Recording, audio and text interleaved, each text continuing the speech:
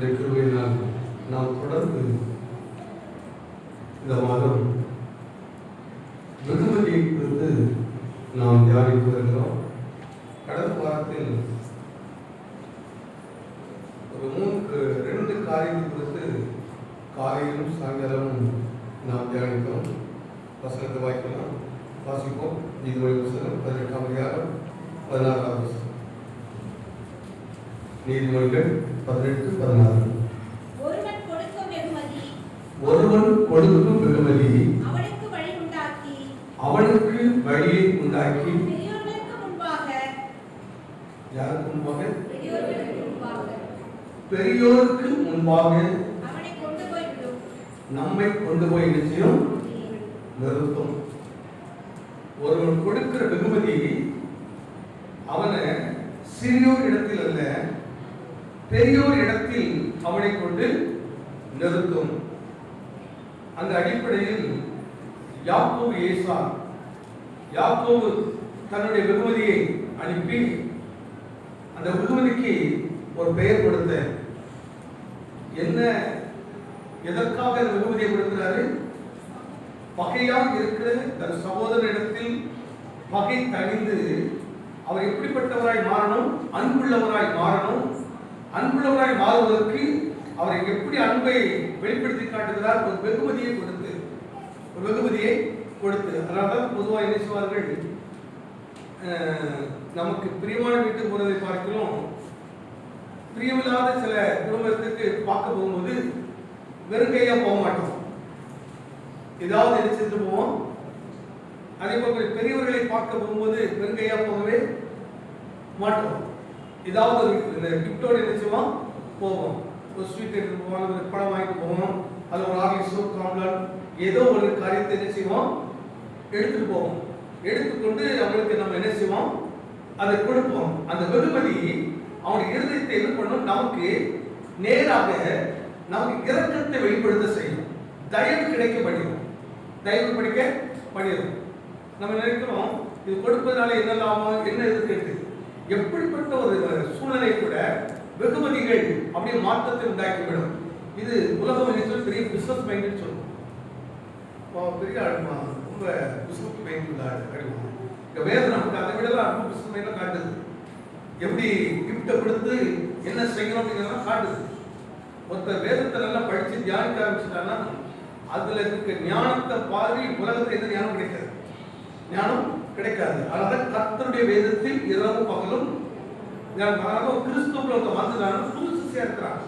நீ கிறிஸ்துவுல வந்தவரும் பழைய நேரிலே இருக்கான்னா உனக்கு எங்கேயோ கோளாறு இருக்குது, எங்கேயோ உனக்குள்ள ஒரு பூச்சி அடிச்சுட்டே இருக்குது. ஒண்ணு சத்தியத்தில் நிலைச்சு நிற்கக்கூடாதபடி, சத்தியத்தை அறிய முடியாதபடிக்கு.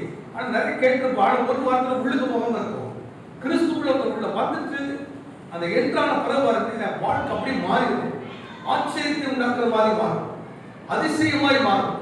இதான் உண்மையான ஒரு காரியம். பாருங்க, இதான் உண்மையான ஒரு காரியம். நம்ம இது ஒரு கேள்வி எப்படி உணர்த்தி பார்க்கணும். இத்தனை வருஷம் ஆச்சு என் வாழ்க்கையில் ஏன் சமாதானத்தை நான் பார்க்க முடியல, என் வாழ்க்கையில ஏன் முன்னேற்றத்தை பார்க்க முடியல, என் குடும்பத்துக்குள்ள என் நன்மையை பார்க்க முடியல. வேறு எவ்வளவோ வாக்குத்தத்தம் இருக்குது, எவ்வளவோ விஷயங்களா இருக்குது. ஆனால் ஒண்ணு கூட எனக்கு இல்லை, எல்லாத்துக்கும் தூரமாக தான் இருக்கிறேன். ஆனா இத்தனை வருஷம் கிறிஸ்தவனா இருக்கிறேன். அடுத்தவனுடைய மனதில் தோன்றுறது, தேவனை அறியாதவனும் நல்லா இருக்கிறான், ஆனா அறியாதவன் ஆனால் கத்திரவனுக்கு நல்லது செய்தார். அவனுக்கு தெரியாது. நீ தெரிந்தவன் வார்த்தைக்கு உனக்கு சம்மதமே இருக்கிறான், வசனத்தை குறித்து ஒரு வெளிச்சம் கூட இல்லாமல் இருக்கிறோம். ஆனா ஏதோ கடமைக்கு வர்றோம் போறோம் அப்படி இருக்கிறது தவிர வசனத்தினுடைய அந்த நோக்கத்தை நம்ம விளங்கிக் கொள்ளாத புரிந்து கொள்ளாத இருக்கிறோம். அப்ப இதே ஆதியாகமத்துல இருந்து நிறைய சப்ஜெக்ட் எழுதி வைத்திருக்கிறாரு. எதற்காக வைத்திருக்கிறாரு? அவன் ஆபிரகாம் யாக்கோபை கவனித்து பாருங்கள். அவனுடைய வெகுமதி ஒரு பெரிய உடன்படிக்கை பண்ணிச்சது, ஒரு பெரிய அன்பு உண்டாக்கிச்சு, ஒரு கோபத்தை தனிய பண்ணிச்சது. இப்படியெல்லாம் யாராவது டெஸ்ட் பண்ணி பார்ப்பீங்களா? குடும்பத்துல யாராவது ஒரு கோபமா இருக்கிறாங்க, அப்ப அவங்களை கூல் பண்ணதை நம்ம நினைச்சோம். கோபத்தை காட்டினா என்ன நடக்கும்?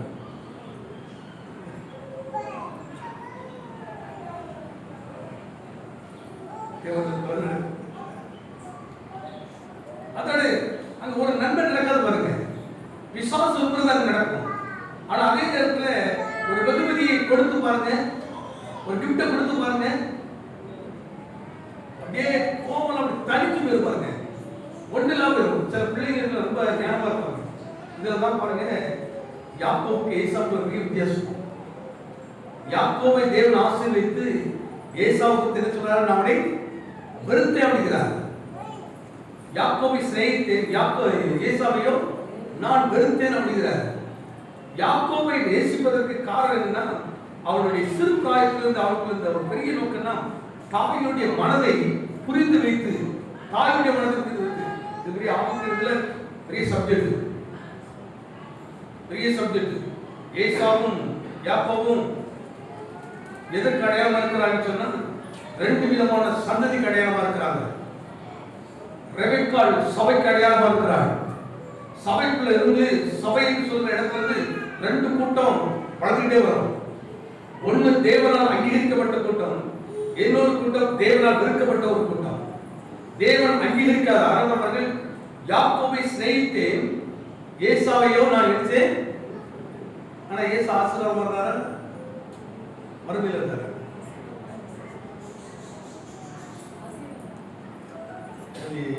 ஏசா எப்படி இருந்தாரு? அவர் சொல்ற பாருங்க, வேண்டிய மட்டும் கடமை ஆசீர்வதித்திருக்கிறார். உன்னுடைய விருதுல எனக்கு தேவை கிடையாதுப்பா, வேண்டிய மட்டும் ஆசீர்வதித்திருக்கிறார். ஆனா வேதம் சொல்லுங்க, ஏசாவை நான் வெறுத்தேன், ஏசாவை நான் நினைச்சேன் வெறுத்தேன். தேவன் வெறுக்கிறதை உலகம் ஆசீர்வதிக்கும். தேவன் வெறுக்கிற மனிதனை உலகம் ஆசீர்வதிக்கும். எதற்கு தெரியுமா? உன் விசுவாசத்தை சோதிக்கப்படுவதற்கு, உன் சத்தியத்தை வளர்ச்சியை சோதித்து பார்ப்பதற்கு. ஆனா யாக்கோபுடைய அனுமதி பாருங்கள், தேவன் யாக்கோபை யோசிப்பதற்கு ஒரே ஒரு காரணம், அவனை குறித்து சொல்கிறது கூடாரவாசி, தன் தாயோடு இணைந்திருக்கிறவன், தாயுடைய மனதை புரிந்து கொண்டு இருக்கிறவன், தாயுடைய ஒவ்வொரு வார்த்தை கேட்டு நடக்கிறவன். பாருங்க, ஒரு இடத்துல சும்மா நடக்கிறது, தாயே நீ சொல்லுகிறீங்கம்மா, யான் உடம்பு அமைப்பை வேற, ஆனா ஏசாவோட உடம்பு அமைப்பு வேற, ஏன் சத்தம் வேற, ஏசாவின் சத்தமும் வேற. நான் போய் என் தகப்பனிடத்துல போய் இதை கொடுத்து ஒருவேளை அவர் ஆசீர்வதிப்பதற்கு பதிலாக சபித்து விட்டார், என்ன பண்றது? உடனே ரெபெக்காள் வாசியை காட்டி சொல்றாங்க பாருங்க, அப்படியானால் அந்த சாபம் யாருக்கு வரட்டும்? என் மேல் வரட்டும், அந்த சாபம் என் மேல் வரட்டும். கர்த்தர் யாக்கோபை நேசிப்பதற்கு காரணம் என்ன? அவன் ரெபெக்காள் சபையோடு இணைந்து இருந்தான். அதனால வந்து சபைக்கு சில பாடுகள் வரும், சில துன்பங்கள் வரும். ஆனால் சபைக்குள் இருக்கிற நமக்கு தேவனிடத்தில் நேசம் கிடைக்கிறது, அன்பு கிடைக்கிறது, தேவனுடைய இரக்கம் நமக்கு கிடைக்கிறது. இந்த காலையில் நமக்கு பாடி துடிப்பது எதுக்குன்னா, கர்த்தருடைய கண்கள் நமக்கு தயவு கிடைக்கிறது தான். அதுதான் காலையில் எழுந்து வாஞ்சியாக கர்த்தரை தேடணும், விரும்பி தேவனை தேடணும், மனதுடைய உள்ளத்தை சமுதிரம் வந்து வெளிப்படுத்தி காட்டணும். ஆண்டவரை எவ்வளவு நேசிக்கிறேன். நம்ம நேசிக்கிறவங்க எப்படி பேசுவோம்? நம்ம நேசிக்கிறவங்க எப்படி பேசுவோம்? பேசுறோம், முன்னாடி கேட்கும், வெளியே கேட்கும், அவ்வளவு மகிழ்ச்சியா பேசுவோம். பிடிக்காத எப்படி பேசுவோம்? எஸ் ஆர் நோ கேட்டா ஆமா இல்ல, ஆமா இல்ல. அவங்க அந்த பேச்சு இருக்காது, அது வால்யூம் எப்படி இருக்கும்? ரொம்ப கம்மியா இருக்கும். ஆனா பிடித்தவங்கிட்ட பேசும்போது, பிடிக்காதவங்கிட்ட வந்து பேசும்போது நம்முடைய பேச்சு, நம்முடைய எண்ணம், நம்முடைய மூமெண்ட்ஸ் எல்லாமே ரொம்ப டிஃபரெண்டா இருக்கும். பிடித்தவங்கிட்ட பேசும்போது நம்ம கர்த்தரை நம்ம மனதில் வைத்திருந்தோம்னா, அவரிடத்துல வந்து எப்படி அவரை ஆராதிப்போம்? நல்ல வாயில திறந்து ஆராதிப்போம், நல்ல மகிழ்ச்சி ஆராதிப்போம். டைம் பார்த்துட்டே இருப்போம், 8 மணி எப்ப ஆகுது, இல்ல சத்தமே நிக்கணும், நல்ல கர்த்தரை பாடணும், துதிக்கணும், மகிழ்ந்து கண்டிக்கணும் அப்படிங்கிறது. இதுதான் யாக்கோபிடத்துல காணப்படும். கூடாரத்தில் பிரியாதவனாக இருந்தான், அவரோடு இருந்தான், தாயோடு இணைந்தே இருக்கிறான். பாருங்க, சபையோடு தேவன் சபையை வைத்திருக்க பெரிய நோக்கம் வெறும் ஆவிக்குரிய ஜீவிதம் மட்டும் இல்லைங்க, இந்த பூமிக்குரிய ஆசீர்வாதத்தையும் சபை மூலமாக கற்று வைத்திருக்கிறார். அதே நேரத்தில் சபைக்குள் இல்லாதவர்களை கற்று ஆசீர்வதிக்கிறார். ஏசா சொல்ற வார்த்தை நல்லா பாருங்க, எனக்கு வேண்டிய மட்டும் இருக்குது. நீங்க முதல்ல சொல்லுங்க, என்ன கடவுள்ங்கிறார், உன்னை விட நான் ரொம்ப நல்லா இருக்கிறேன், உன்னை விட ரொம்ப நல்ல ஆசீர்வாதமா இருக்கிறேன், எல்லாம் இருக்கிறேன். ஆனால் அவனிடத்துல என்ன கிடையாது? சமாதானம் கிடையாது. கிடையாது, சமாதானம் பண்ணணும் எண்ணம் கிடையாது. ஆனால் யாக்கோபுக்கு ஒரு எண்ணம் வந்தது, நான் அவரோடு உடன்படிக்கப்பட வேண்டும், என்னுடைய தவறுகளை நான் மன்னிக்கும்படியாக நான் அவரோடு உடன்படிக்கப்பட வேண்டும், எனக்கு சமாதானத்தை உண்டு பண்ண வேண்டும் எண்ணம் வந்தது. பாருங்கள், இந்த பொருத்தனை பண்ணிட்டு அப்படி சோமனிட்டு போன இடத்துல ஏசா சொல்கிறார் பாருங்கள், அவனுக்கு பகைத்ததுக்கு பதிலாக அவனை சிநேகித்தான். இன்னைக்கு உங்க காலையில ஒரு தீர்மானத்தை எடுக்கிறேன், உங்களை யாரெல்லாம் பெருக்கிறார்களோ தூசிக்கிறார்களோ அவர்கள் உங்களை சிநேகிக்கும்படியாக தேவன் உங்களுக்கு ஒரு காரியத்தை எதிர்பார்க்கிறார். ஒரு காரியத்தை எதிர்பார்க்கிறாங்க. சின்ன கிஃப்ட் என்ன செய்யுங்க, சின்ன கிஃப்ட் கொடுங்க. உங்களை நேசிக்கிறவங்களுக்கு ஒன்று கொடுக்குற அவசியமே கிடையாது, அவசியமே. ஆனா நம்ம யாருக்கு ரொம்ப கொடுப்போம்? உலகத்தரையே மாதிரி செய்வோம், உலகத்தரையே செய்வோம். நான் வந்து எங்கள் வீட்டுக்கு குழந்தைங்க எதுவும் வாங்கி போகிறது இதெல்லாம் கிடையவே கிடையாது இந்த படம். ஆனால் சில இடத்துக்கு போனாக்கி நான் வாங்கிப்போம். அவங்க எதுக்கு நான் கற்று அன்பை வெளிப்படுத்துறதுக்கு, கற்று அன்பை வெளிப்படுத்துறதுக்கு. இப்போ எங்கள் வீட்டுக்கு வாங்கி கொடுத்தாங்க கொடுத்து நான் ஒரு பெரிய பிரச்சனையே கிடையவே கிடையாது. ரெண்டாவது ஒரு மனிதன் கொடுத்து மாலை அவர்களுக்கு அடுத்தோம் வாசிப்போம். 1 ராஜாவின் புஸ்தகம் 2 ராஜாவின் புஸ்தகம் 20ஆம் அதிகாரம் 12ஆம் வசனம். அக்காலத்திலே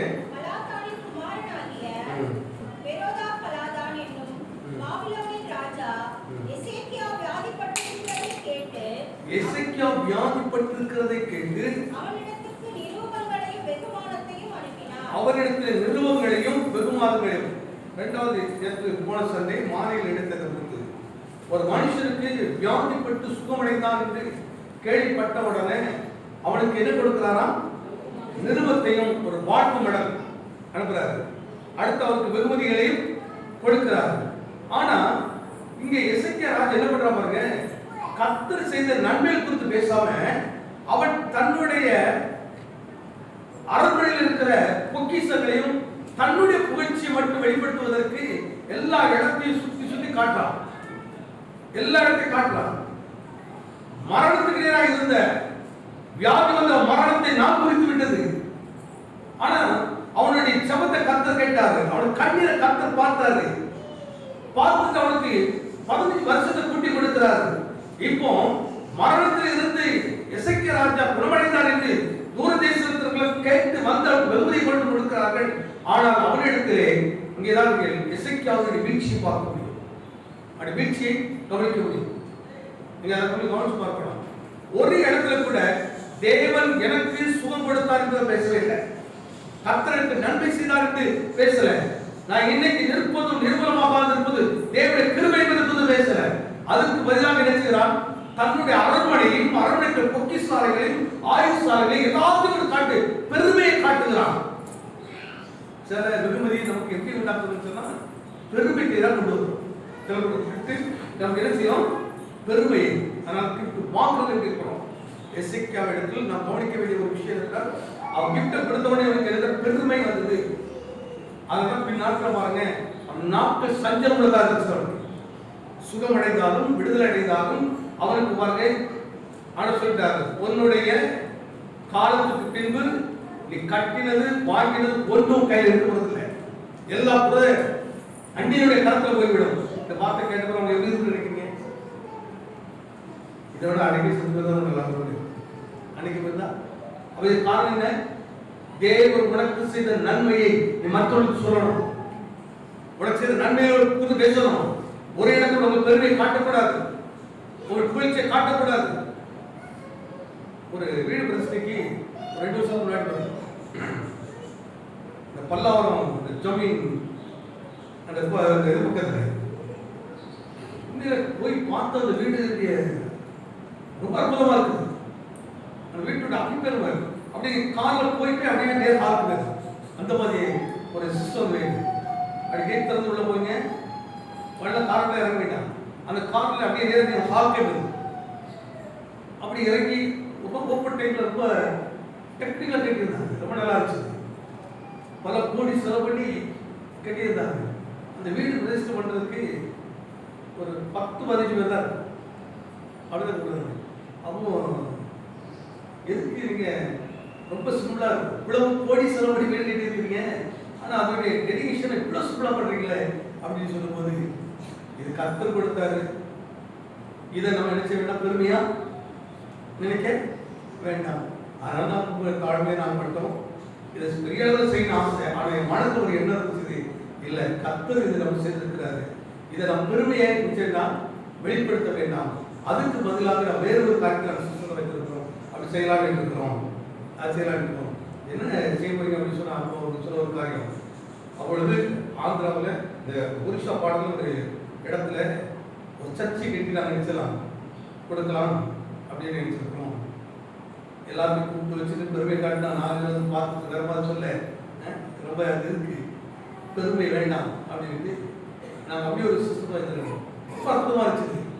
யோசிச்சு பாருங்க, அவ்வளவு கோடி செலவு பண்ணி ஒரு வீட்டை கட்டியிருக்கிறாரு. அதை டெடிகேஷன் பண்ணும்போது மிகவும் மிக மிக மிக சிம்பிள், மிக சிம்பிள், கொஞ்சம் வேலை இருக்குது. அதோட ஒரு பெரிய டெக்கரேஷன் ஒன்றும் பண்ணலை, எந்த இதுவும் பண்ணவே இல்லை, ஒரு சீரியலும் பண்ணவே இல்லை. நம்ம பாருங்க ஒரு சின்னதுக்கு என்ன டெக்கரேஷன் என்ன இது போட்டு, ஏன்னா நம்ம மைண்ட் எப்பவும் பெருமைக்குள்ள இருக்குது. எசேக்கியாவுக்கு இருந்த நோக்கம் என்னதையுமா, வெகுமதியை வாங்கின உடனே மனம் பெருமை கொண்டது. பெருமை கொண்டவுடன் அந்த ரகத்திற்கு காற்று வெளிப்படுத்தினான். தேவன் பாருங்க எதெல்லாம் வெளிப்படுத்தினாரோ அத்தனையும் அவருக்கு பறிக்கப்பட்டு விட்டது. அப்ப இந்த வெகுமதி நல்ல வெகுமதியா, இந்த கிஃப்ட் நல்ல கிஃப்டா? சில நேரத்தில் இப்படிதான் கிஃப்ட் வந்த உடனே மனதில் இருக்க ரகசியத்தை சொல்லிருக்கீங்க. உள்ளத்தில் இருக்க வேண்டிய விஷயத்த வீட்டில் போய் பார்த்தேன். ரொம்ப ஏன் இந்த எதிரிகள் புதிரியமா இருப்பாங்க, அவங்க வந்து ஏதோ கொஞ்சம் ஒரு பட்டு சரியை வாங்கி கொண்டு அப்படி கொடுத்துட்டு அம்மா வாங்கி கொடுத்த போதும் அப்படி கொடுத்துட்டு நல்லா இருக்கீங்களா அப்படி கையை பிடிச்சி கொஞ்சம் பண்ணிட்டா போதும், உடனே உட்காருவாங்க பேசுவாங்க. அத்தனை வருஷம் மறைவாருது எல்லா விஷயத்த ஓப்பனா இருந்துச்சுவோம், எல்லாம் பேசுவோம், ஒன்ன விட மாட்டேன் பாருங்க. இல்ல மறைவானது மறைவாதான் இருக்கும், மறைவானது மறைவாதான் இருக்கும். எல்லா விஷயத்தையும் பேசக்கூடாது. எசேக்கியா அப்படி வெளிப்படுத்தினான். அந்த வெகுமானம் அவருடைய பிற்காலத்தில் வேதனை உண்டாக்கிறது. இன்றைக்கு மூன்றாவது ஒரு நபரை குறித்து நாம் தியானிக்க போகிறோம். வாசிக்கலாம். அதே 1 புத்தகம் 10ஆம் அதிகாரம் 10வது வசனம்.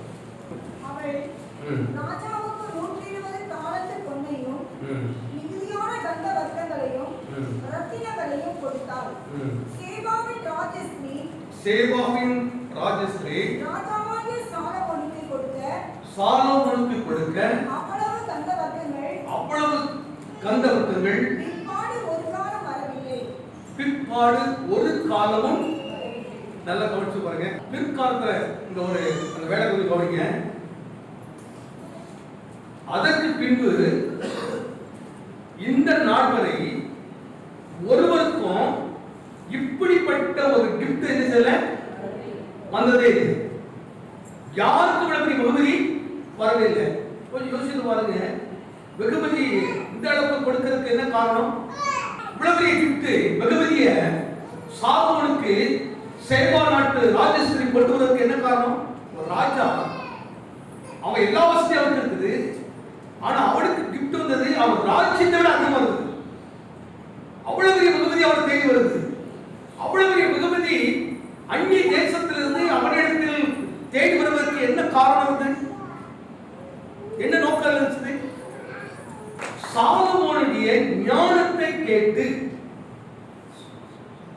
அவருடைய விவேகத்தை கண்டு அவரிடத்துல நல்லா போனீங்க. ஏன் கர்த்தருக்கு பயப்படணும்? ஏன் கர்த்தருடைய ஞானத்தை தேடணும்? முதல் வெகுமதி உடன்படிக்கை, இரண்டாவது வெகுமதி நம்முடைய வாழ்க்கையை செய்து வேதனைப்படுத்துகிறது, பஞ்சகமான வெகுமதி அது. மூன்றாவது வெகுமதி, ஒரு மனுஷனுக்குள் தேவ ஞானம் இருந்தால் உலகம் அவனுக்கு எப்படி அடிமையாகிறது என்பதை இது வெளிப்படுத்துகிறது. எதை நம்புறீங்க? சாலோமோனுக்கு முன்பாக ஒரு பெரியவனும் ஒரு ஆளுமையும் ஒரு ராஜ்யமும் இல்லை என்பதை வெளிப்படுத்தும்படியாக பாருங்க. அதுக்கு அப்புறம் அப்படி ஒரு வெகுமதியை யாருக்குமே கொடுக்கலையா? யாருக்குமே கொடுக்கலையா? இப்போ சாலோமோன் விட்டுருவோம், எல்லாம் விட்டுருவோம். இந்த இடத்துல நம்முடைய எதிர்காலத்தில் இப்படி ஒரு ஸ்தானத்தை வாஞ்சிக்க வேண்டும். இப்படி ஒரு எதிர்பார்ப்பு வாழ்க்கையை நாம் விரும்ப வேண்டும். ஆண்டவரை சாலமோனை பார்த்து இப்படிதான் எழுதப்பட்டிருக்கிறது. ஆண்டவரே, என்னை குறித்து இந்த வேதம் என்ன எழுதுகிறது? என்னை குறித்து இந்த வேதம் எப்படி காட்டுகிறது? என் எதிர்காலத்தை குறித்து இந்த வேதம் எப்படி காட்டுகிறது? இது எதற்காக எழுதியிருக்கிறேன்? இதை படிக்கும் போது நான் என்னத்தை பார்க்கிறேன்? கொஞ்சம் யோசித்து பார்க்கிறேன். கொஞ்சம் அப்படியே சிந்து பண்ண ஞானம் எவ்வளவு பெருசு பார்க்கிறேன்.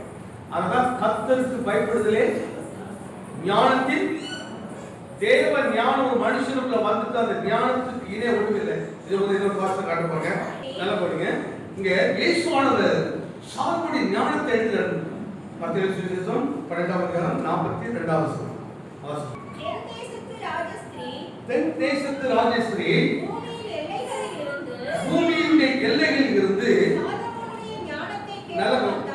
சாலமோனின் ஞானத்தை கேட்பதற்காக கிஃப்ட் எதுக்கு கொடுக்கிறார்? எனக்கு இது ரொம்ப ஆச்சரியமா இருக்கு பாருங்க.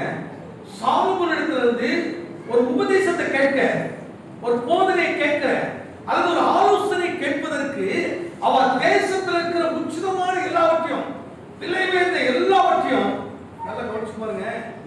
ஆலோசனை எவ்வளவு அவசியம், போதனை எவ்வளவு அவசியம், ஞானம் எவ்வளவு அவசியம். அப்போ ஒருத்தர் ஞானம் இருந்தா ஒன்னிடத்துல என்ன வரும்? வெகுமதிகள் உன்னை தேடி தேடி தேடி வரும். உன்னை ஞானம் இருந்தால் உன்னிடத்துல ஆசீர்வாதங்கள் தேடி வரும். ஞானம் ஞானம் எவ்வளவு விலையேற்பட்டது பாருங்க, எவ்வளவு கனத்துக்குரிய பாருங்க. சாலமோனுடைய ஞானத்தை கேட்டு என்ன போகுது இருக்குது? யாரும் மனம் திரும்பின மாதிரி இல்லை, ரசிக்கப்பட்ட மாதிரி தெரியல. அப்படி அது இன்னொரு சப்ஜெக்ட், என்ன சப்ஜெக்ட். ஆனா உலக அனுபவத்துக்கு எடுத்து பாருங்க. சாலமோனுடைய ஞானத்தை பார்த்து ராஜேஸ்வரி, தென் தேசத்துள்ள ராஜேஸ்வரி, அந்த வார்த்தை மீன் படிக்குமா? பூமியுடைய எல்லைகளில் இருந்து சாலமோனுடைய ஞானத்தை கேட்க வந்தார். இந்த இடத்துல நம்ம மார்க் பண்ணிட்டு இப்ப அந்த இடத்துல நம்ம நிக்கிறோம். ஆண்டவரே, என்ன இன்னைக்கு இந்த ஞானத்தினால பாலிப்பிள்ளைகள் ரொம்ப கவனிக்கிறோம், பாலிப்பிள்ளைகள் ரொம்ப கவனிக்கிறோம். நீ வருங்காலத்தில் எல்லாருக்கும் முன்னாடி மேன்மையை அடைய வேண்டுமானால், நீ கனத்துக்குரிய ஆளாய் மாறணும்னா, நீ ஒரு சாலமோனாய் மாற வேண்டுமானா, சாலமோன் பேர் இருக்கிறது இல்ல, சாலமோனுடைய குணத்தை கொஞ்சம் கவனித்து பாருங்கள். அவன் தேடுவதற்கு என்ன காரணம்? ஞானம். அதான் எதை சம்பாதித்தாலும் என்ன செய்யணும்? ஞானத்தையும் புத்தியையும் சம்பாதி. ஞானத்தை புத்தியும் பிள்ளைகளுக்கு அந்த உணர்வை உண்டாக்கணும், வாஞ்சை உண்டாக்கணும், விருப்ப உணர்வு. அப்போ ஞானம் பேச்சு பேசும்போது பிள்ளை கண்டித்து ஞானமுள்ள வார்த்தை என்ன, ஞானமுள்ள உபதேசம் என்ன, இதை எடுத்து எடுத்து பிள்ளைகளை காட்டினே பாருங்க. அதை எடுத்து காட்டணும். சங்கீதத்தில் ஒரு அழகான வார்த்தை பாருங்க, வாசிங்க. சங்கீத புஸ்தகம் 72ஆம் சங்கீதம் 10ஆம் வசனம்.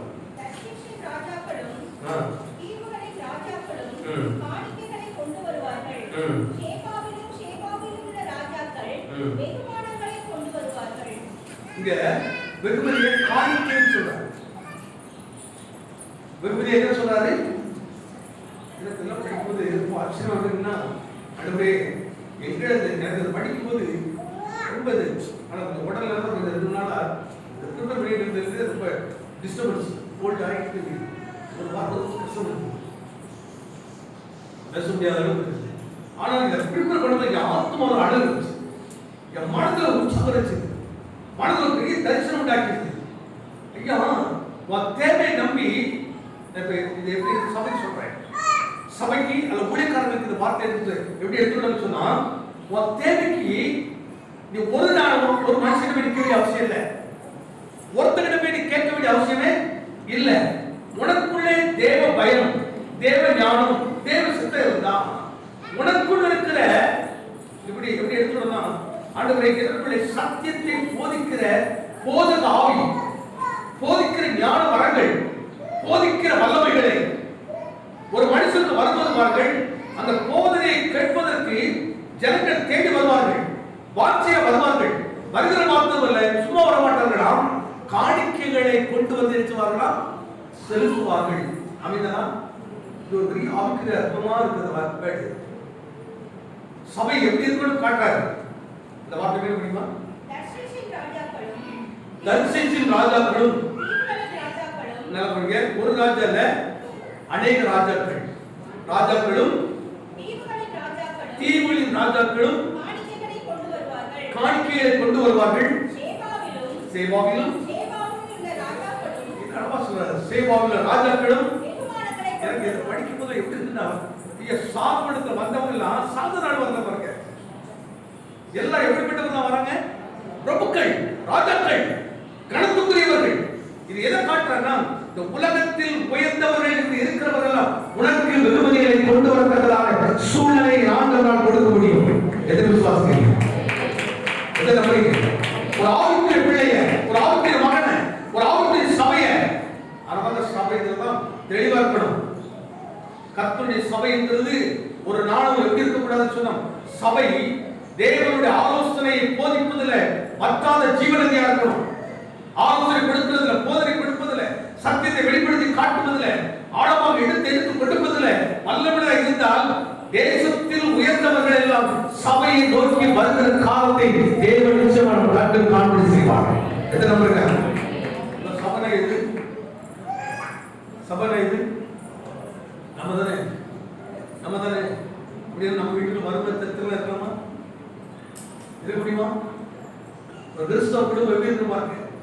ஒரு கிறிஸ்தவனை எப்படி வேலை எடுத்து காட்டுறாங்க. அதான் கிறிஸ்துவின் சிந்தை உண்டாகட்டும் அப்படின்னு சொன்னார் பவுல். வாசி பவுல் தீர்க்கதரிசிகள் எழுதுவாங்க. ஒரு அர்த்தம் எடுத்து காட்டுறாங்க.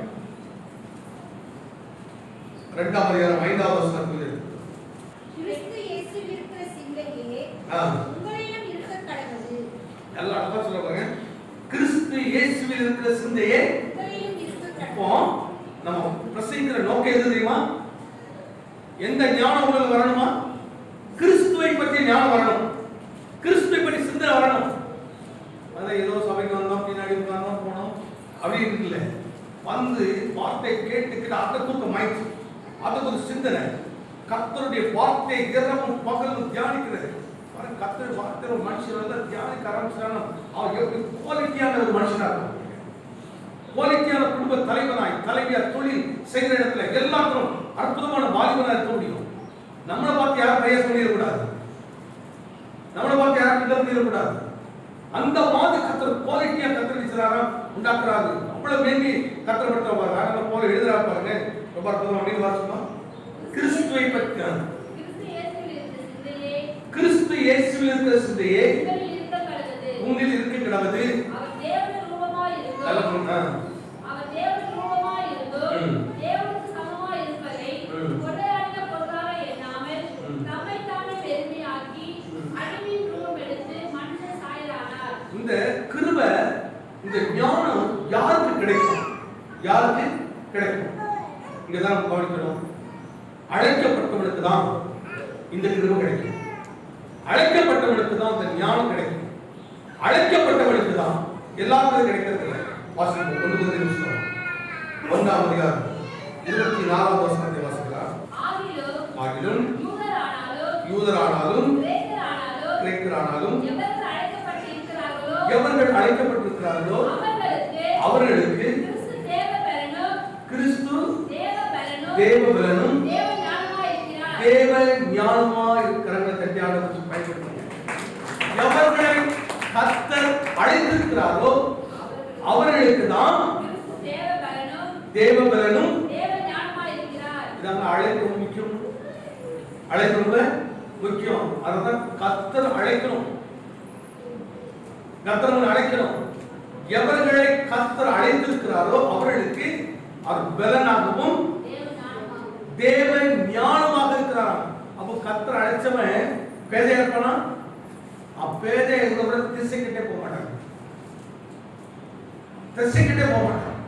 பேதையா இருந்தா கூட அவ்வளவு ஷார்ப்னஸா இருப்பாங்க. கர்த்தர் அவனுக்கு தான் தேவ ஞானத்தை வைத்திருக்கிறார். அழைக்கப்பட்டவனுக்கு தான் ஞானம்.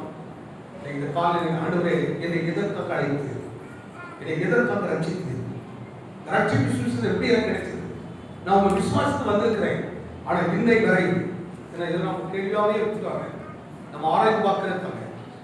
ஒரு நேரம் அப்படியே இருக்கக்கூடாது, அப்படியே வாழ்ந்து போயிடக்கூடாது.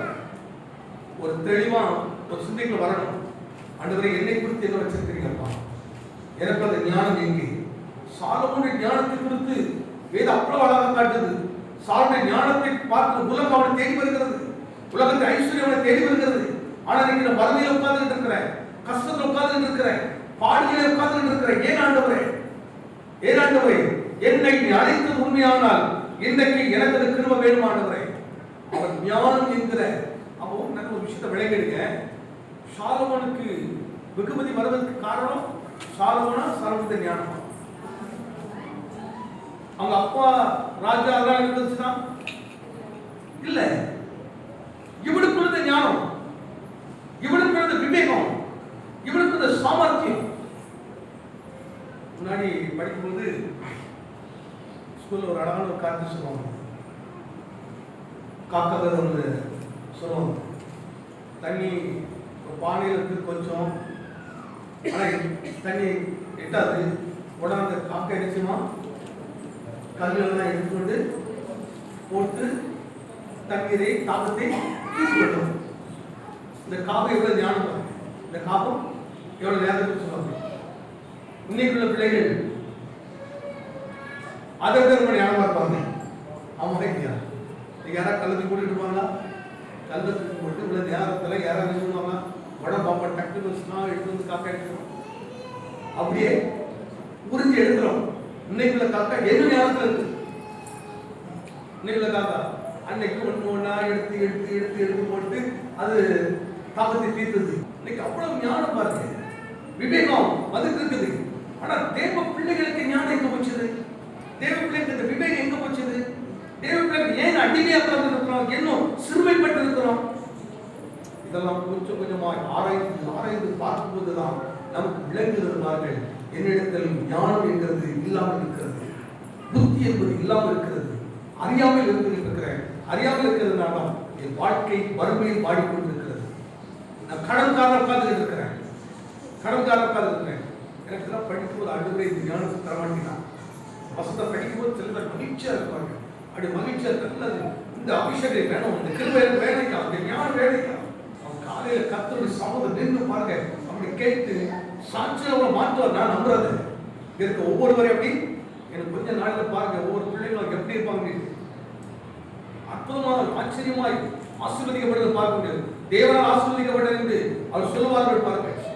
ஞானம் அதை குறித்து பவுல் எடுத்து காட்டுறாரு பாருங்க. சாலமோனுடைய ஞானம் எப்படி இருந்தது அப்படிங்கிறத எடுத்து எங்கு காட்டுறாரு? மீன் ஒரு முறை வாசகம் 1:24 அழைக்கப்பட்டிருக்கிறார்.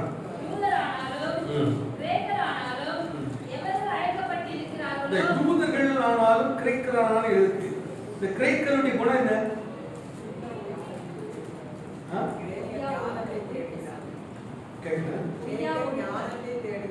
கிரேக்கருடைய குணம்னா புதுசு புதுசா தேடுவாங்க, ஆராய்ச்சி பண்ற ஆட்கள் புதுசு புதுசா நினைச்சுவாங்க, ஆராய்ச்சி பண்ணுவாங்க. அதனால்தான் கிரேக்கர் ஆனாலும் யூதன் ஆனாலும்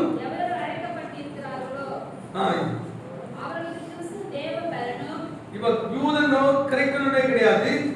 எவன் அழைக்கப்பட்டிருக்கிறானோ, இப்போ யூதனை பார்க்கலாம் கிரேக்கனை பார்க்கலாம், ஒரு சபைக்குள்ள இந்த விசுவாசியோட குவாலிட்டி காட்டுறாரு. ஒரு திருச்சபைக்குள்ள இருக்கிற ஜனங்கள் எவ்வளவு விசேஷமானவர்கள் இருக்கிறார்.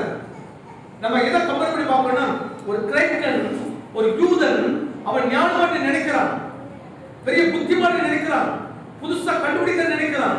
ஆனா கர்த்தரின் அழைச்சிருந்தா அவனை பார்க்கல என்னை ஆண்டு கிருபை நான் நினைக்கிறேன், ஞானத்தை பெற்றுக் கொள்வேன். அதனால பாருங்க, ஆலோசனை கிடைக்கிறது பெரிய கிருபை, சபையில சக்தி கிடைக்கிறது பெரிய கிருபை. நான் இப்போ கொஞ்சம் வேற மாதிரி எடுத்து காட்டுறேன். சும்மா ஏதோ ஆசீர்வாதம் சொல்லிட்டு போகாம ஆசீர்வாதத்தை எப்படி எடுத்துக்கொள்றது, நமக்கு என்ன வாக்குத்தத்தம் பண்ணியிருக்கிறாரு அதை விளங்கிடுது பாருங்க. அவன் யூதனை பார்க்கிலும் கிரேக்கனை பார்க்கிலும் அபிஷேகப்பட்ட பிள்ளை, ரட்சிக்கப்பட்ட பிள்ளை, எவ்வளவு பாக்கியவான் பாருங்க, எவ்வளவு மேன்மையுள்ளவன் பாருங்க. அவனை சும்மா கர்த்தர் அழைச்சிட்டு வரலங்க, சும்மா சபையில் கொண்டு வைக்கல பாருங்க. இந்த ரகசியத்துல விளங்க என்ன அழகா இருக்குது பாருங்க, ரொம்ப அற்புதமா இருக்கு பாருங்க. அதே 1 கொரிந்தியர் 27:1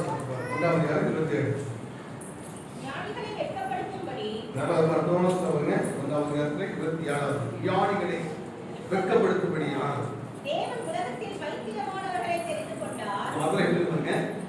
ஞானிகளை வெட்கப்படுத்தும்படி தேவன் உலகத்தில் உலகத்தில் யாரை உன்னை அழைத்தவர் பைத்தியமானவர்களை எப்படி எடுத்துனா என்னை அழைத்தவர் எதுக்கு அழைச்சிருக்கிறாரா? ஞானிகளை வெட்கப்படுத்தும் எந்த நம்புறீங்க? கரங்களை ஆமிட்டு அழைத்திருக்கிற நோக்கம் ஞானி என்று சொல்கிறவர்கள், அறிவாளி என்று சொல்கிறவர்கள், புத்திமான் என்று சொல்கிறவர்கள், இன்னைக்கு பெரிய வெகுமதிகளை கொடுக்கிறேன் என்று சொல்கிறவர்கள், இவர்களை பார்க்கிறோம். அவர்களுக்கு முன்பாக கர்த்தர் அவரை வெட்கப்படுத்தும்படி பைத்தியமாக இருக்கிற நம்மை பயன்படுத்த வைத்திருக்கிறார்கள். இதாங்க அவர் நமக்கு கொடுத்த கிஃப்ட், தேவன் கொடுத்த கிஃப்ட். அவருடைய வார்த்தை நமக்கு கொடுத்திருக்கிறாங்க. நான் நம்பும்படியாக, நேசிக்கும்படியாக. மனுஷன் கொடுத்த கிஃப்ட் வேற, ஆனா தேவன் கொடுத்த கிஃப்ட் எவ்வளவு பெருசு பாருங்க.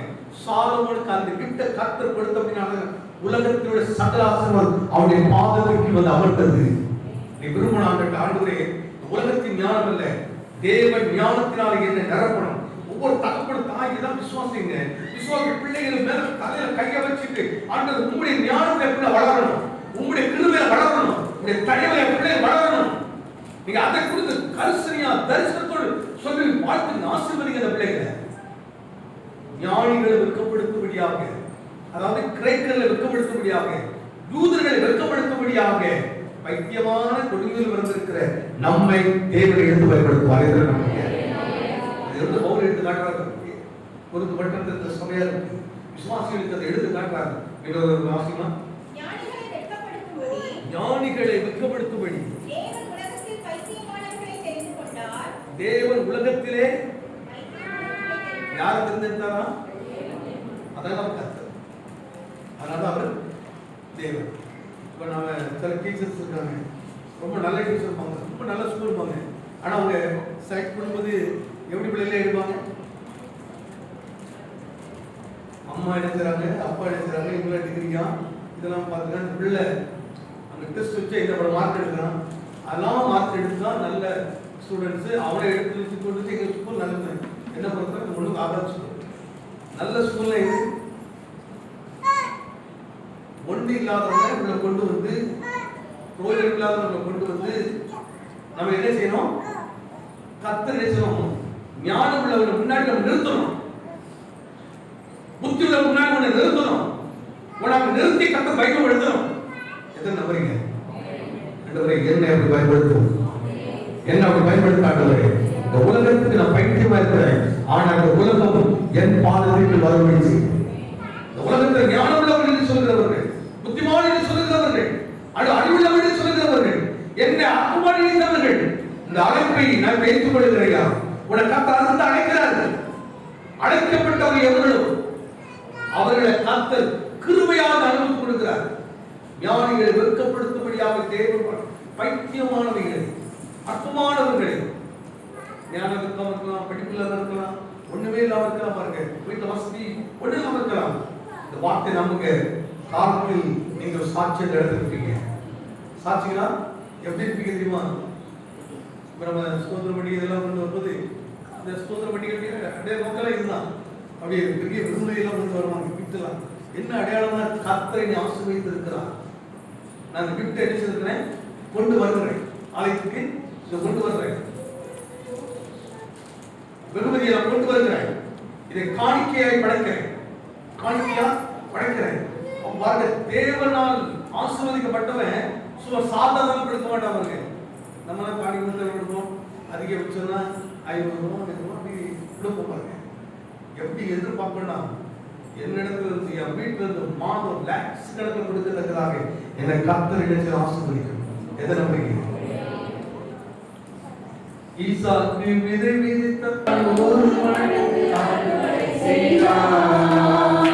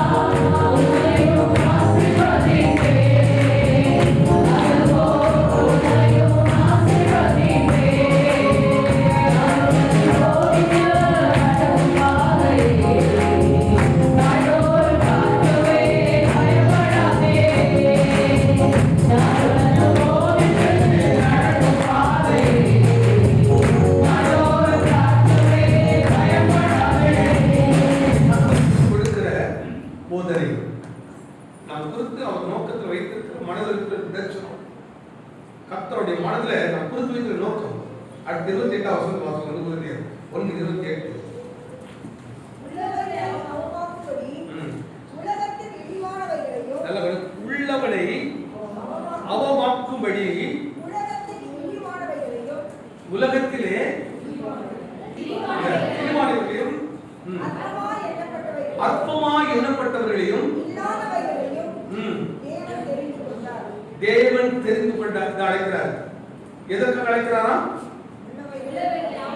உள்ளவைகளை அவமாக்கும்படி. இப்ப உங்க மைண்ட்ல சில இவங்கதான் பெரிய ஆளு நினைச்சிருப்பீங்க, இவங்கதான் பெரிய ஞானி நினைச்சிருப்பீங்க, இவங்க பெரிய அறிவாளி நினைச்சிருப்பீங்க. அவனுக்கு முன்னாடி கர்த்தர் உன்னை எப்படி மாற்ற போறேன்னு சொன்னார். இந்த வார்த்தை தேவன் கொடுக்க பெரிய கிஃப்ட். இந்த விசுவாசம் பெரிய கிஃப்ட். தேவன் கொடுக்க பெரிய கிருபை, பெரிய தயவு. இந்த பெரிய கிருபைன்னு சொல்றாங்க. ஆண்டவர் வச்சிருக்க தயவை காட்டுவதற்கு ஆண்டவர் நம்ம குறித்து எப்படி பிளான் வச்சிருக்கிறார், எவ்வளவு பெரிய நோக்கத்தை தேவன் வைத்திருக்கிறார். நம்மளை குறித்து கடவுள் வைக்கிற நோக்கம் பாருங்க. இந்த வார்த்தை ரொம்ப நல்லா இருக்கு. மீண்டும் ஒரு முறை, உள்ளவைகளை அவமாக்கும்படிக்கு உலகத்தில் இழிவானவைகளை. ரெண்டு வார்த்தை வழங்கிருங்க. யாரு இழிவானவர்கள்? இன்னொன்று அற்பமாய் எண்ணப்பட்டவர்கள். ஒரு அருமையான ஒரு குடும்பத்தை ஒரு நல்ல சாட்சி கொடுத்தாங்க. ரொம்ப நல்லா இருந்துச்சு. தேவன் அறியாத குடும்பம், ரொம்ப வறுமை. அந்த குடும்பத்தில் என்ன சரீர சூழ்நிலை நல்லா கிடைக்காது, இருக்காது. சிலருக்கு மனநிலை பாதிக்கப்பட்டது, உடலில் சில அங்கவீனங்கள் வரக்கூடிய ஒரு சபிக்கப்பட்ட ஒரு குடும்பம் அது. அப்படிப்பட்ட ஒரு குடும்பம். கிட்டத்தட்ட 4 நடந்தவங்க எல்லா வீட்டிலும் ஏதாவது பிரச்சனை. ஆனா சத்தியத்தை கேட்டு சபையில் போக ஆரம்பிச்சாங்க. அவர் சொன்ன ஒரு விஷயம் கிட்டத்தட்ட ஒரு 50 ஆண்டுகளுக்கு முன்னாடி நடந்துதான் இந்த சபை நடந்தது. இப்போ ஒரு லெவல் வேற. அன்னைக்கு அவங்க 50 வருஷத்துக்கு முன்னாடி இருந்தோம். அன்னைக்கு ஒரு ஓலை கொட்டையில சர்வீஸ் ஒரு இடத்துல நடந்துட்டு இருக்குது. இந்த பெந்தேகோஸ்தே அனுபவத்தில் உள்ள அனுபவம். அது கொஞ்சம் தள்ளி ஒரு பெரிய ட்ரெடிஷனல் சர்ச், ஆயிரக்கணக்கான பேர் வந்து போற சர்ச். ஆனா இவங்களை இந்த ஓலை கொட்டை தான் போ அப்படின்னு சொல்றாங்க. யாரோ நடத்துற மாதிரி இருக்குதான். எனக்கு போ வாழ்க்கை மாறும், எனக்கு மாறும். அப்போ இவங்க அங்கெல்லாம் எப்படி போறது, நாங்க எவ்வளவு அற்பமா இருக்கிறோம், நல்ல வஸ்திரம் இல்லை, நல்ல ஒரு இது இல்லை. அப்போ மனதுல இப்போ ஆள் பேசுற மாதிரி அவன் யாரும் கையை பிடிச்சு இழுத்து கொண்டு போறான். எப்படி லோகத்தையும் அவனை மனைவிகளையும் ஒரு தூதர் இறங்கி அந்த அழிவிலிருந்து தப்புக்கு வெளியே கொண்டு வந்த மாதிரி இவங்களை யாரும் நடத்தி கொண்டு போறது மாதிரி உள்ள போயிருக்கிறாங்க. நல்லா நல்லா முழங்கால் போட்டு நல்லா அந்நிய வாசல நிறைந்து 1 மணி நேரம் அதை நடத்தி இவங்களுக்கு ஒன்றுமே விளங்கலை. எல்லாரும் என்னவோ பண்றாங்க அப்படின்னு விளங்கவே இல்லை. அந்த ஆராதனா முடிஞ்சிச்சு. அப்படியே முடிந்து தேவ ஊழியக்கார பிரசவனை ஆராய்க்கும் போது ஒரு வருஷம் ஒரே வார்த்தை, சிறுமைப்பட்டவர் மீது சிந்தை உள்ளவன் பாக்கியவான் அப்படிங்கிற வார்த்தையை எடுத்து அவர் பேசுறான். இந்த வார்த்தை போன உடனே அதுவரை அவருக்கு என்ன நடக்குது அப்படியே கண்ணு முடிச்சு அந்த எங்க போகிறாங்க. சில சத்திய கூட சிலது ஆராய்ச்சி அப்படியே சுற்றி பார்த்து அவங்க என்ன பண்றாங்க, இவங்க என்ன பண்றாங்க, அந்த மாதிரி பார்த்தது. இந்த வார்த்தை அப்படியே வந்த உடனே அவங்க மனதில் ஏதோ ஒரு மின்சாரம் பாய மாதிரி அது வார்த்தை அப்படியே கவனித்தது. அதுல இருந்து அப்படியே கண்டினியூவாக போக ஆரம்பித்தது. போக அந்த வீட்டுக்குள் ஒரு பெரிய முதல்ல ஒரு சமாதானம் இருந்துச்சு. அதுக்கப்புறம் அவன் சின்ன வேலைகளை ஆரம்பிக்கிறான். அதுல இருந்து அப்படியே விருத்தடைய வியாதிகள் நீக்கிச்சுதான், நிந்தைகள் நீக்கிச்சுதான், எல்லாம் நீக்கிச்சுதான். அவங்க இப்போ அவங்களுடைய நிலைமையை சொல்லும் போது நாளைக்கு சென்னை பட்டணத்துல பெரிய அளவுல இன்னைக்கு அநேகருக்கு கொடுக்க இடத்துல எங்களை கற்று வச்சிருக்கிறார். எங்க தொழிலை கற்று ஆசீர்வதிக்கிறார். சொன்னது எனக்கு கைது கூட தெரியாது, ஒரு படிக்க தெரியாது, வாசிக்க ஒண்ணுமே தெரியாது எங்களுக்கு. எங்க பிள்ளைகளுக்கும் அது தெரியாது. ஆனால் இன்னைக்கு எங்கிடத்துல எம்கா படிச்சவன் எங்கிட்ட வேலை செய்யும். அவனுக்கு மாசம் 40,000 நாங்க சம்பளம் கொடுக்கிறோம். மனுஷனால் கூடாது, தேவனாலே. இந்த வார்த்தை எப்படி பாருங்க, எப்படி சொல்ற பாருங்க. உள்ளவைகளை அவமாக்கும்படி உலகத்தின் இழிவானவைகளையும் பாருங்க, அவங்களுக்கு கத்துறது எவ்வளவு பெரிய gift பாருங்க. வஸ்திரங்கள் சாதாரண இல்லைங்க, சாதாரணது இல்லை. நீ ஏதோ வேலைக்கு வந்து ஏதோ பிரசங்கம் எடுத்து போறேன்னு போதில்லை, நீ அப்படி நினைச்சா வாழ்க்கை அப்படிதான் இருக்கும். இது தேவனுடைய வாழ்க்கையை மாற்றும்படி கொடுக்கிற gift நினைச்சீங்க. ஒவ்வொரு உபதேசத்தையும் எழுதி வைத்தது வீட்டுல போய் தியானம் பண்ணணும், அதை வைத்து சோப்படணும், அதை குறித்து பேசணுங்க, அது குறித்து பேசணும். உள்ளவனை அவமாக்கும்படி அந்த வித்தியாசம் காட்டுறவங்க, ஞானியை நினைக்கிறவன், புத்திமானியை நினைக்கிறவன், அறிவாளியை நினைக்கிறவன், அவனுக்கு முன்னாடியே ஒரு பைத்தியக்காரனை, பேதையா இருக்கவனை தேவன் எடுக்க ஆரம்பிக்கிறார், அது அழைக்கிறார். வருத்தப்பட்டு வாசிக்கிறவர்களே, நீங்கள் எல்லோரும் என்னிடத்தில் வாருங்கள், நான் உங்களுக்கு இளைப்பாறுதலை தருவேன். உனக்கு இளைப்பாறுதல ஒரு வாழ்வை தருகிறார். எத்தனை நம்புறீங்க? உனக்கு ஒரு புது வாழ்வை கத்த வைத்திருக்கிறார், ஒரு புதிய வாழ்வை கத்த, புதிய ஆண்டுகளை கத்த வைத்திருக்கிறார். இந்த புதிய ஆண்டுல துவக்க நாட்கள் இருக்கிறோம். ஒரு வருஷம் மாதம் முடித்து 2வது மாதம் 2வது வீட்டிலிருந்து நாளில் தேவன் வைத்த ஒரே வசனத்தை காட்டி சொல்றேன். வாசிப்போம். ரோமருக்கு எழுதுவோம் 11ஆம் அதிகாரம் 5, 6, 7 வசனம். ரோமருக்கு எழுதுவோம். அப்படி போல இக்காலத்திலேயும் கிருபையினாலே உண்டாகும் தெரிந்து கொள்ளுதலின்படி ஒரு பங்கு மீதியாய் இருக்கிறது. அது கிருபையினாலே உண்டாயிருந்தால், நல்ல கவனிங்க, இந்த காலத்தை உனக்கு கர்த்தர் நோக்கத்தை தெரிந்து கொண்டிருக்கிறாரு. இந்த ஆராதனைக்கு நம்மளை கர்த்தர் கொண்டு வந்ததுக்கு ஒரு தரிசனம் இருக்கு. எது நம்புறீங்க? ஒரு விசேஷ திட்டத்தை கர்த்தர் வைத்திருக்கிறார், சாதாரண திட்டம் இல்லை. இது தேவன் உனக்கு கொடுத்த கிருபை, கிருபையாக கர்த்தர் கொண்டு வந்திருக்கிறார். சும்மா கர்த்தர் ஏதோ ஒரு நோக்கத்தெல்லாம் வாங்கிட்டுங்க, உனக்கு ஒரு மேன்மையான பீடவாசமா. அப்படி போல இக்காலத்திலேயும் கிருபையினாலே உண்டாகும் தெரிந்து கொள்ளுதலின்படி, இந்த காலத்துல இன்னைக்கு எடுத்துருங்க, இந்த காலத்தில் கிருபையினாலே உண்டாகும் தெரிந்து கொள்ளுதலின்படி ஒரு பங்கு மீதியா இருக்கிறது. அது கிருபையினாலே உண்டாயிருந்தால் கிரியைகளினாலே உண்டாயிராது. இது எரிச்சியாது, கிரியைகள் உண்டாச்சுன்னா கிருபை எதனால கிடைச்சது? அப்படி நினைங்க ஐயா, கிரியைனால ஒன்னும் சாதிக்க போறது இல்ல. அகாட்சியெல்லாம் காட்டுறாரு இல்ல, தேவன் கிருபையினால் என்னை தெரிந்து கொண்டிருக்கிறார். சபிக்கப்பட்ட வீடாக இருக்கக்கூடாது, சிறுமைப்பட்டவராக இருக்கக்கூடாது. நீ சர்ச்சுக்குள்ள வரும்போது எப்படிப்பட்டவராக இருக்கலாம், ஆனா சபைக்குள்ள வந்ததுக்கு அப்புறம் வாழ்க்கை மாறணும்.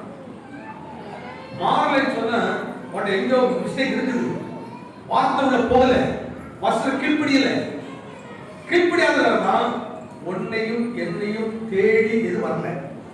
சாலமோனுக்கு எல்லாம் தேடி இருந்தது. சாலமோனை பார்க்கிலும் இங்க இருக்கவர் யாரு?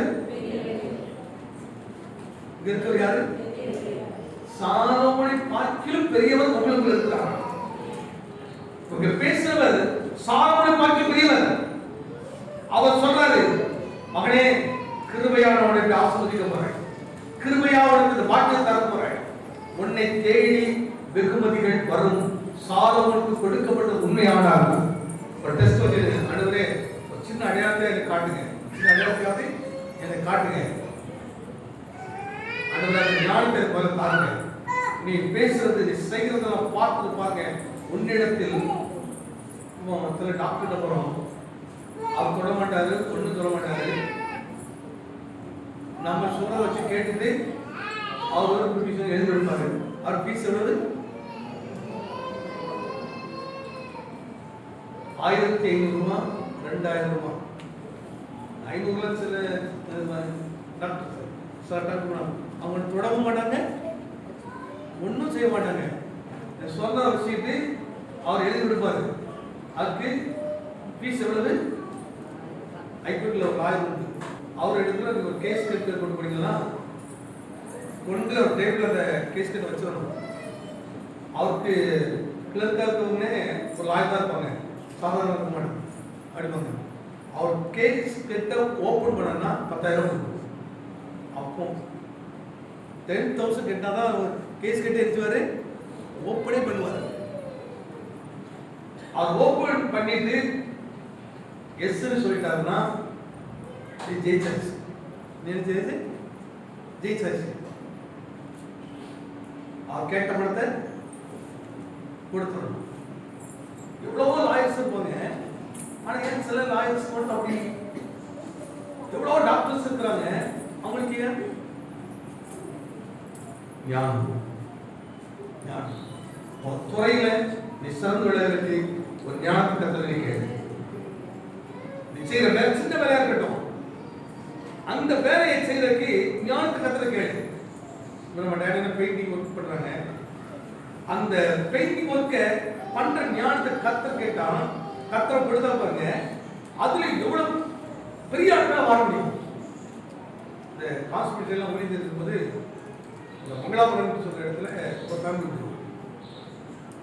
சும்மா கூலி வேலை செஞ்சுட்டு இருப்பாங்க. யாராவது கூப்பிட்ட இடத்துல தான் போய் அவர் என்ன செய்வாரு, இந்த பெயிண்டிங் எல்லாம் பேசுவார், சுண்ணாம்படின்னு போவார்.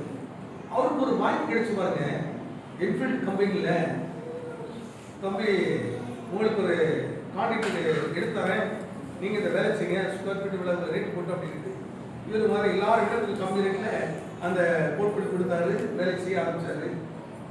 அதே நபரு ஒரு 3 வருஷத்துல அப்போ எமகா பைக் வந்து ஆர்எஸ் கண்டர் சும்மா அப்படி பைக்கு வீடு சொந்தமாக வாங்கினாரு. வந்தா எல்லாம் அதுக்கு பிறகு வந்துச்சு பாருங்க, கூட குடியும் அப்படி எல்லாம் அவளை வந்துருச்சு. ஏன்னா பணம் வந்து கொட்டுது,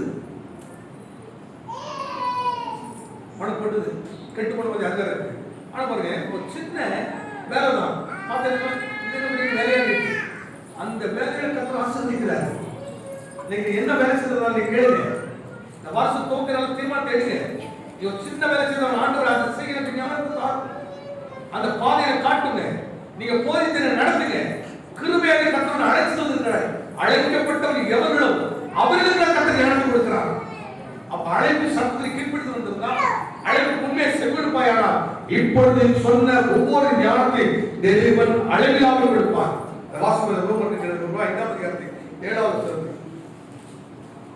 அப்படி இருக்கிறது. அப்படியானால் என்ன? இஸ்ரவேலர் தேடுகிறதை அடையாமல் இருக்கிறார்கள். தெரிந்து கொள்ளப்பட்டவர்களோ அதை அடைந்திருக்கிறார்கள். எல்லாரும் கரங்களை ஜாமி சொல்லுங்க. தெரிந்து கொள்ளப்பட்டவர்கள் அதை எதிர்க்கிறார்களா? அடைந்திருக்கிறார்கள். எதிர்ப்பு நான் பெற்றுக் கொள்ள வேண்டியது அப்படிங்க. வாழ்க்கையில ஞானத்தை கர்த்தர் ஏற்படுத்துகிறாங்க. வேற எதுவும் தேவை வேண்டாம். கிருபையா கர்த்தருக்கு ஒரு விஷயம் ஞானத்தை கொடுக்கணும். சாலமோன் கொடுத்த ஞானத்தை உங்களுக்கு நீங்க என்ன வேலை செய்தாலும் பாருங்க, பிரச்சனை கிடையாது. ஆனா அதுல ஒரு ஞானத்தை கர்த்தர் வைத்திருக்கிறார். அவ தேவக்குள்ளனா ஞானத்துல ஞானம் அடங்கிட்டே இருப்பான், விவேகம் அடங்கிட்டே இருப்பான். விசேஷமான நபர். அவன் சாலமோனுடைய எத்தனையோ ராஜாக்கள் இருந்தார்கள். யாருக்கு கிஃப்ட் போச்சுதா? தாவீது கூட போல. இவதான் கேட்டு வாங்கிட்டு இருந்தார். தாவீது கூட நான் ஆலயத்தை கட்டு போற கொடுங்க, எதை கட்டு போற கொடுங்க, வீடு கட்டு போற கொடுங்கன்னாரு. ஆனா சாலமோனுக்கு எல்லாம் எப்படி வச்சது? எனக்கு ரொம்ப பிடிச்சது. தாவீதை பார்க்கிலும் சாலமோனுக்குள்ள இருந்த ஞானம் என்ன செய்வாங்க? சேவா நாட்டில் உள்ள தீவுகளில் உள்ள ராஜாக்கள் எல்லாம் அப்படியே கொண்டு கொடுத்தாங்க. ஏன் அன்னைக்கு செய்த தேவன் இன்னைக்கு செய்ய மாட்டாரா? ஆமென். நிச்சயமாக கர்த்தர் செய்வார். அவ எதை சம்பாதித்தார்? எது சம்பாதிக்கணுமா? எது சம்பாதிக்கணுமா?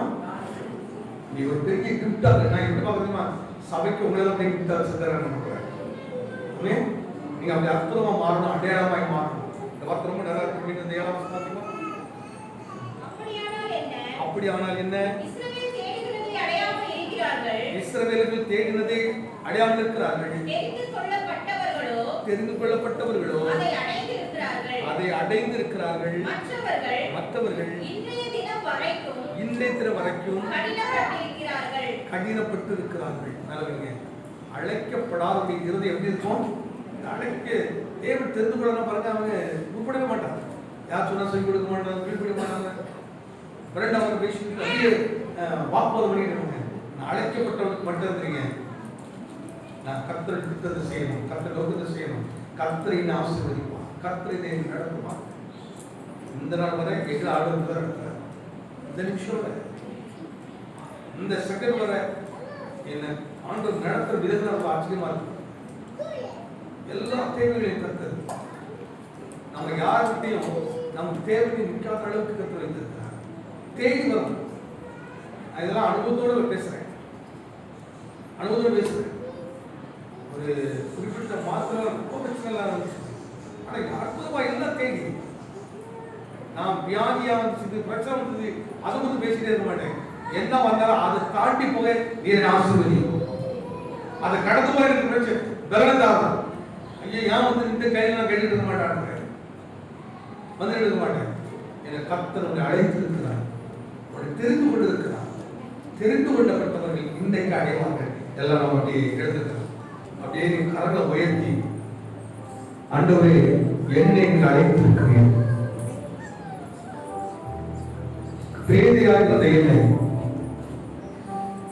அற்பமாயிருந்த என்னை, பைத்தியமாயிருந்த என்னை ஒரு கிஃப்டாக வாக்கு கொடுத்திருக்கிறீங்க. இந்த கிஃப்டை கொண்டு நான் ஒரு பெரிய ஆசீர்வாதத்தை பெற்றுக்கொள்ளணும். அதுல இருந்து ஒரு பெரிய பொக்கிஷத்தை நான் உங்களுடைய ஆயுதம் கொண்டு வர ஆண்டுகிறேன். வசனத்தின் வழியை ஆசீர்வதியும், இந்த வார்த்தையின் வழியை ஆசீர்வதியும், இந்த உபதேசத்தின் வழியை ஆசீர்வதியும்.